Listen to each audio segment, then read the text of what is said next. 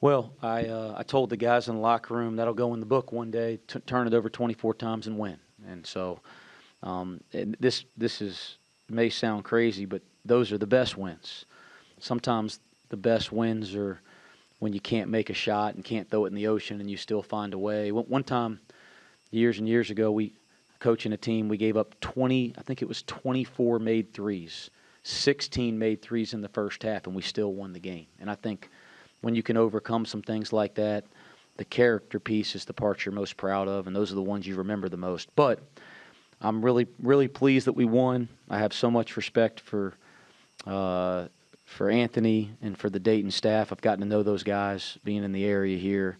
I respect them as people. I respect them as coaches, and I respect their program a lot. I don't think of them as an Atlantic 10 team. I think of them as a Power 4 team. So we found a way to win a game against a big-time program and a big-time team at home, and that part I'm really pleased with. I thought the running game had its good moments and bad moments, but when we were able to kind of crack them in transition there late in the second half, I think that's why you do it. It's a collective effect. It's not always going to happen early, but I thought it had some signs that you could see it could be really good. We got a lot of work to do defensively. We have a lot of work to do on the glass. We have a lot of work to do with our half-court offense when we play against different kinds of defenses. They were switching everything tonight, and we got a little stagnant. And I'll tell you what, it's a lot more fun to learn when you're winning. But we better take it as serious as we get back into the tape and get back to work with the players as if we wouldn't have won the game, because we do have quite a bit to do. But pleased that we found a way to win in spite of not playing our best basketball. Open up for questions, Chad. You mentioned this a little bit. You mentioned this a little bit last week. Is this the hard part about not pulling back on wanting your team to play fast? When you see as many kind of silly turnovers that they had tonight, a coach probably clearly wants to say, all right, maybe we should slow it down a little bit. No, you can't do that. If you want to be a great run, and it's exactly why most teams only talk about running in recruiting. Well, everybody says they run in recruiting. I mean, everybody in recruiting says we're going to play fast, and then they talk about it in the summer in their practices and maybe a little bit into the fall. But when you get to it and it gets a little wacky out there, you want to kind of get back in control. And if we're ever going to be the kind of running team that I think we're going to be, we got to play through some stuff. Now, all these turnovers weren't because of our pace of play. Some of them were breaking the press. Some of them were footwork turnovers. Some of them were casual turnovers. But no, the other thing is, number one, nobody's going to work on getting better more than I am after I get out of this press conference. But number two, we won. So let's talk about winning too. Let's not just talk about everything we didn't do damn well. I mean, we just beat Dayton at home with a new team and a team that's trying to figure out how to get better. So I ain't going to let you guys make it negative. We might get negative in the film tomorrow a little bit, but this should be about the fact that we won first and foremost. We won the damn game. And that matters. By the way, the trait to find a way to win a game matters more than any detail on X and O or problem that happened during the game. We can bottle that trait up and keep it all year. We're going to be just fine. But, yeah, there's a lot to work on, and we're going to get to work on it tomorrow. But tonight, these guys need to enjoy winning. By the way, how great was Fifth Third tonight? When we made good plays and hustle plays, that place was on fire, and I'm glad our guys got to experience what it can be like in there. Baba Miller didn't score till 9:06 remaining. What happened in the first 31 minutes, and then what happened once he took off, because he winds up plus 14 for you? We won. That's what happened. I heard that, yeah. We won. I don't care who scores and when they score, and we got a team that's going to learn not to care about any of that either. But, hey, it wasn't his night offensively there for a while, but he kept playing. He had a great impact on the game, and he finally cracked and made some great plays. Defensively, I know you said there's stuff to work on, but they really struggled from three tonight. How much of that was you guys doing game plan, running them off the line, keeping them kind of in check and not getting – didn't seem like they had many comfortable looks from three. Yeah, I thought it was very important. And, again, scouting this time of year is very difficult because you don't have a lot to go off of. Dayton has a bunch of new players too. I mean, certainly, Javon Bennett, who's really improved. I mean, he's so much better off the dribble than I remember the last couple years. But they have him back. They have Letang back, obviously, who's a terrific big kid, and maybe a couple others. But most of their rotational players are new guys. So preparing for the game is difficult, just like it was probably difficult for them. What I will say, we saw they were really aggressive downhill, that they're really trying to put pressure on you on the rim, whether it's, Durkak, whether it's who we'd played against when he was at Merrimack, Bryce Hurd, let's see here, Keontae Jones was so aggressive off the bounce on tape. Simon, he playing multiple positions, is aggressive off the bounce. Javon Bennett's become a player that does that. And then Deshaun Montgomery's crazy aggressive. So a big part of the scouting report was to contain the ball and then make sure that we tried to get to the guys that were shooters. And if it was a guy that maybe drives it a little better than he shoots it, make sure we do get a hand late. I thought there were times we really executed that well. And then I thought there were times that we didn't, and that'll be something we get to on the tape. Coach Kerr just gave a couple minutes to praise Dayday for his performance tonight on Javon Bennett, then going 12 for 12 from the free throw line. Obviously, probably one of Dayday's best defensive games of his career. Just your thoughts on his performance and what the value he brings for this team. I don't have words for the value because I would, if I try to talk about Dayday's value with a couple sentences, I won't do it justice. He's the heart and soul of our group, and I think you guys all know that. I thought he was terrific tonight.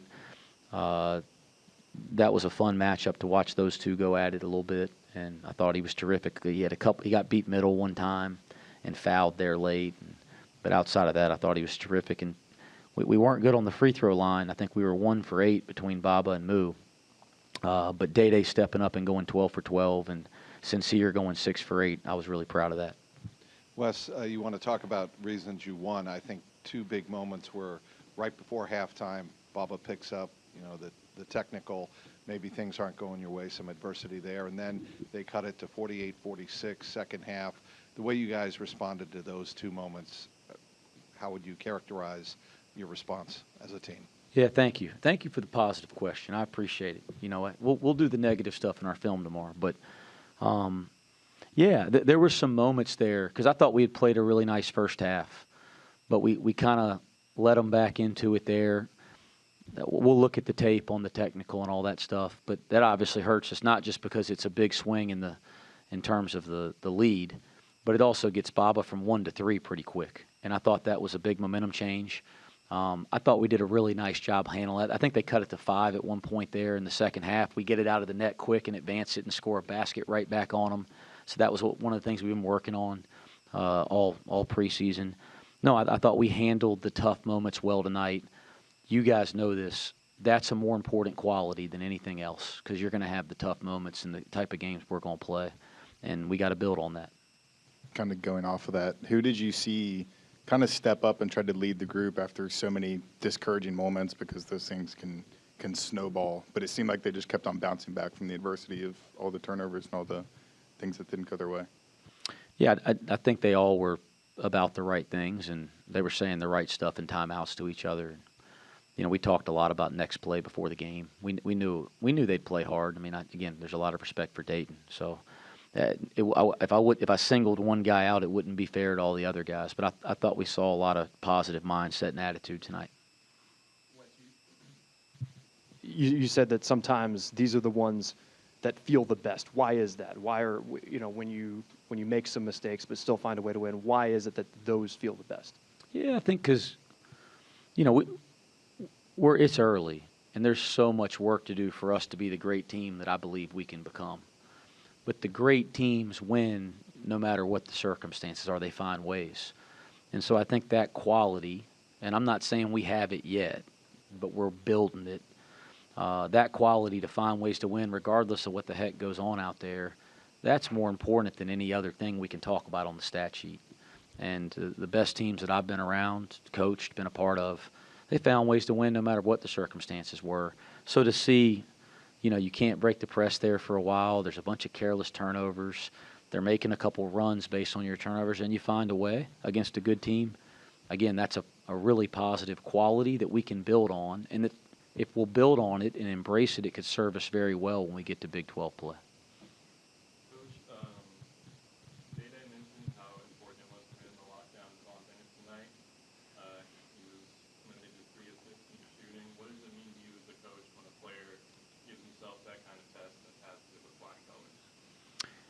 think, it's natural that every player is going to think about what happens when the ball's in their hands, right? Do they shoot it? Do they pass it? Do they make the right decisions? The game, a lot of times, is evaluated that way, unfortunately.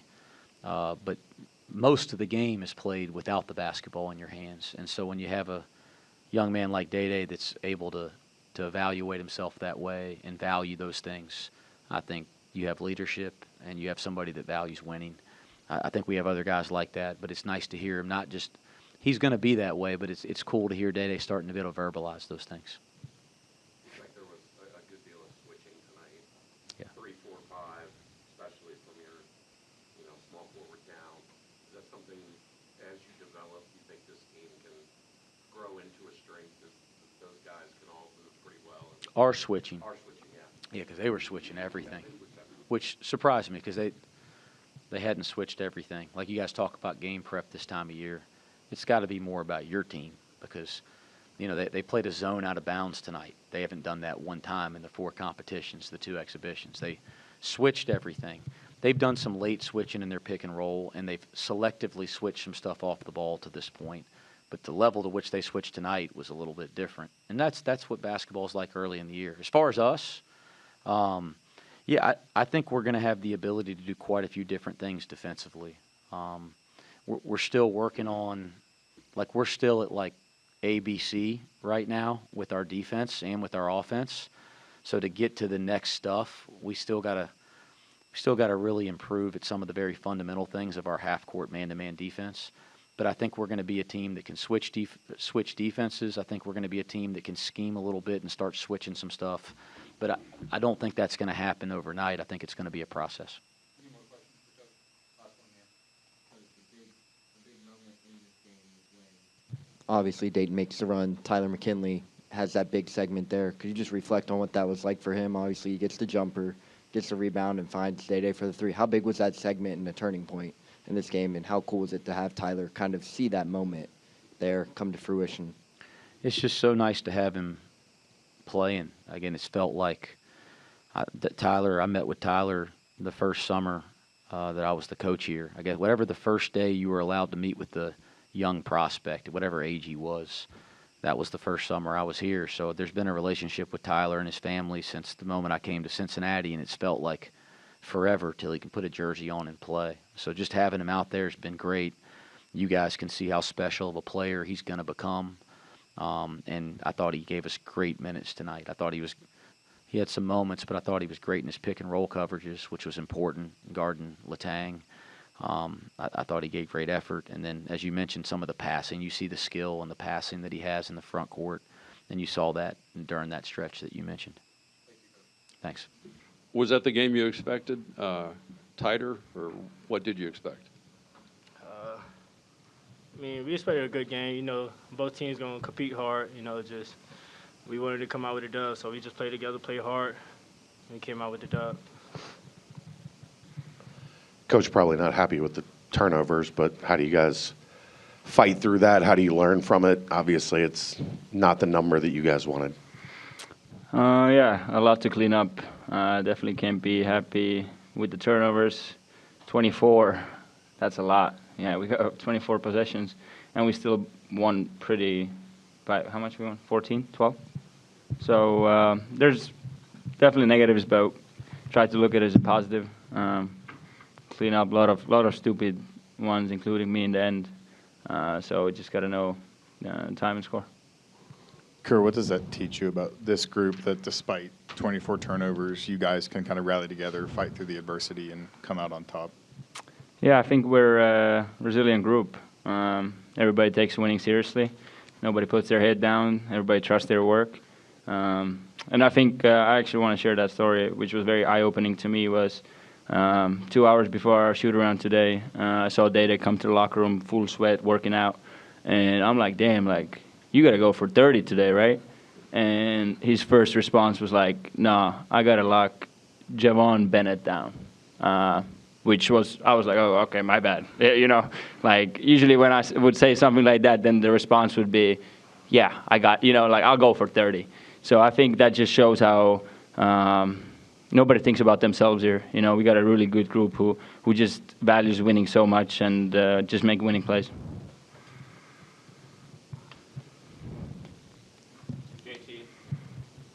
They do that good of a job against Bennett and then still score 20 points. But let's say just for the work that you've done and just to see your fruition come out on the court like that.